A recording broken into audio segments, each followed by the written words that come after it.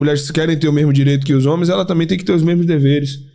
Com 18 anos não é obrigatório a mulher servir o exército, então deveria ser. Né? Já que quer os mesmos direitos, tem que ter os mesmos deveres. Não só em relação a um serviço obrigatório, mas em tudo. Sacou? O que eu vejo dentro da polícia, que eu conheço mulheres como a Subgilmara, Ezequiela, que são mulheres que têm mais atitude, mais coragem, mais disposição que muitos homens. Mas o senhor concorda comigo que dentro da Polícia Militar a maioria das mulheres estão mais para o serviço administrativo. Sim.